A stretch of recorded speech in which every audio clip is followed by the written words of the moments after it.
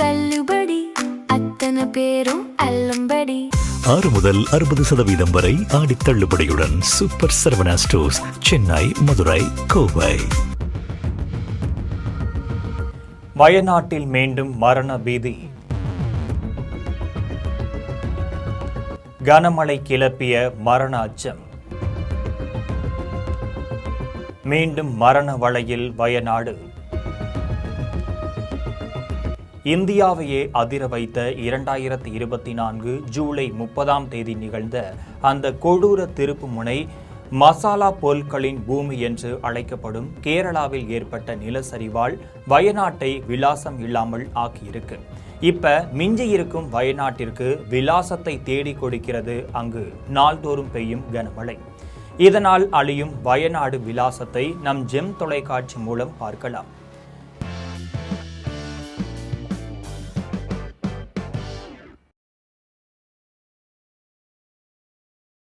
2024 ஜூலை 30 அதிகாலை கேரள மாநிலத்தின் வயநாடு மாவட்டத்தில் ஏற்பட்ட நிலச்சரிவு இந்தியாவின் சமீப கால வரலாற்றில் மிக மோசமான இயற்கை பேரிடர்களில் ஒன்றாக மாறியது. சில நிமிடங்களில் முழு கிராமங்களை மண்ணுக்குள் புதைந்து போயினர். எங்கு நடந்தது, எப்படி நடந்தது, எத்தனை உயிரை நிலச்சரிவு குடித்தது என்பதை விரிவாக பார்க்கலாம். பேரிடர் முக்கியமாக மேம்பாடி ஊராட்சிக்குட்பட்ட முண்டக்கை, சூரல் மலை, வெள்ளகிரி மலை, அட்டமலை ஆகிய மலைகளில் ஏற்பட்டிருந்துச்சு. இந்த பகுதிகளில் தேயிலை, ஏலக்காய் தோட்ட தொழிலாளர்கள், பழங்குடியினர், ஏராளமான எளிய குடும்பங்கள் வசித்து வந்தாங்க. ஜூலை 29 இரவு முதல் வயநாடு முழுவதும் இடைவிடாமல் கனமழை கொட்டி தீர்த்திருந்துச்சு. அதிகாலை சுமார் 2:17 மணி அளவில் முதல் மிகப்பெரிய நிலச்சரிவு ஏற்பட்டுச்சு. அதுக்கப்புறமா சில மணி நேர இடைவேளைக்கு அடுத்து பல முறை மண் பாறைகள், மரங்கள் சரிந்து விழுந்திருந்துச்சு. மழையில் நனைந்த நெல் மூட்டைகளை தார்பாய் போல் மூடுவது போல் அந்த மண் கிராமங்களை முழுவதுமாக போர்த்தி புதைத்து விட்டது. இந்த நிலச்சரிவுக்கு முக்கிய காரணமாக தென்மேற்கு பருவமழையால் பெய்த அதீத கனமழை அப்படின்னு சொல்லப்படுது. தொடர்ந்து கொட்டி தீர்த்த கனமழையால் மலைப்பகுதிகளில் மண் முழுவதுமாக ஈரப்பதத்தை உறிஞ்சி பலவீனம் அடைந்திருந்தது.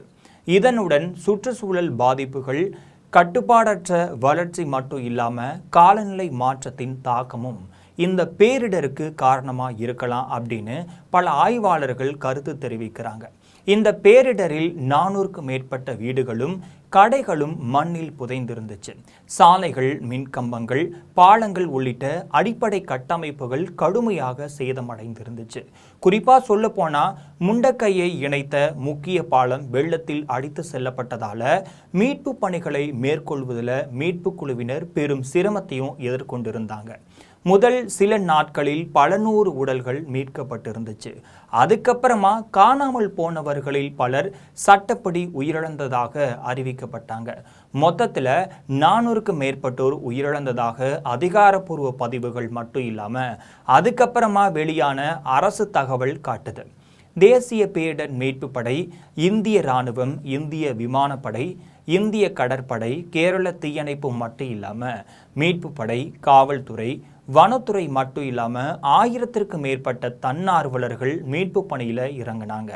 மீட்பு பணிக்காக இராணுவம் அவசரமாக பெய்லி பாலம் அமைத்து ட்ரோன்கள், ரேடார் கருவிகள், மோப்ப நாய்கள், ஹெலிகாப்டர்கள் போன்றவற்றை பயன்படுத்தி இருந்தாங்க.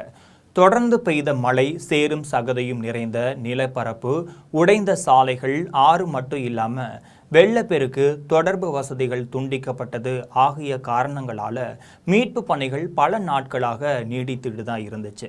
ஆயிரக்கணக்கான மக்கள் பாதுகாப்பு முகாம்களுக்கு மாற்றம் செய்யப்பட்டாங்க. உணவு, குடிநீர், மருத்துவ வசதிகள் ஏற்பாடும் செய்யப்பட்டிருந்துச்சு. வீடுகளை இழந்த குடும்பங்களுக்கு அரசு நிவாரணமும் அறிவித்திருந்துச்சு. இதுக்கப்புறமா பினராயி விஜயன் சம்பவ இடத்திற்கு சென்று நேரில் பார்வையிட்டிருக்காரு. அதுக்கு அடுத்தபடியாக நரேந்திர மோடி வயநாட்டிற்கு சென்று மீட்பு பணிகளை ஆய்வு செஞ்சார். பல மாநில அரசுகள், தன்னார்வ அமைப்புகள் மட்டும் இல்லாமல் பொதுமக்கள் நிதி மற்றும் இல்லாமல் நிவாரண உதவிகளை வழங்கினாங்க. மலைப்பகுதிகளில் கட்டுமான கட்டுப்பாடுகள், சுற்றுச்சூழல் பாதுகாப்பு, நிலச்சரிவு அபாய வரைபடங்கள் புதுப்பித்தல், முன்னெச்சரிக்கை அமைப்புகளை மேலும் வலுப்படுத்துதல், காலநிலை மாற்றத்தால் ஏற்படும் அதிதீவிர மழைக்கு தயாராக இருப்பது போன்ற அம்சங்கள் குறித்து இந்த பேரிடர் பல முக்கிய கேள்விகளை எழுப்பியிருந்துச்சு. வயநாடு நிலச்சரிவு இந்தியா முழுவதும் பெரும் தாக்கத்தையும் ஏற்படுத்தி இருந்துச்சு அப்படின்னே சொல்லலாம். இப்போ கடவுளின் சொந்த நாடு, தேங்காய்களின் நாடு அப்படின்னு அழைக்கப்படும் கேரளத்தின் வயநாட்டில் மீண்டும் நிலச்சரிவு ஏற்பட்டிருக்கு. கேரள மாநிலம் வயநாடு மாவட்டத்தில் மேப்பாடி கல்லாடி இடையிலான சுரங்கப்பாதை பணிகள் தீவிரமாக நடைபெற்று வரக்கூடிய சூழல்ல தான் இப்பகுதியில் பெய்த கனமழையால் கல்லாடி அருகே சுரங்கப்பாதை பணிகள் நடைபெறும் பகுதியில் திடீரென நிலச்சரிவு ஏற்பட்டிருந்துச்சு.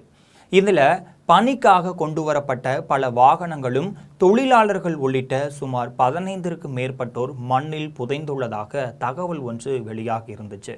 தொடர்ந்து கனமழை பெய்து வருவதால் மாயமானவர்களை தேடும் பணிகளில் மந்த நிலை ஏற்பட்டிருக்கு.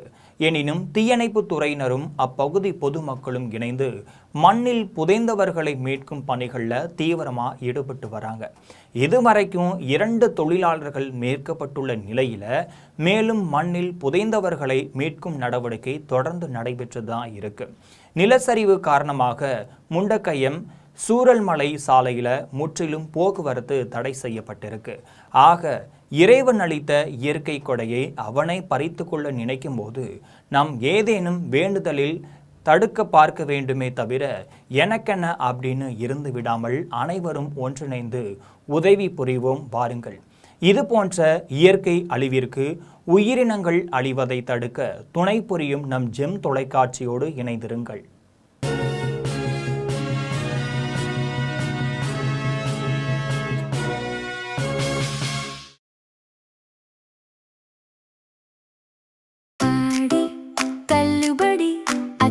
பேரும் அல்லம்படி 6 முதல் 60% வரை ஆடி தள்ளுபடியுடன் சூப்பர் சரவணா ஸ்டோர்ஸ், சென்னை, மதுரை, கோவை.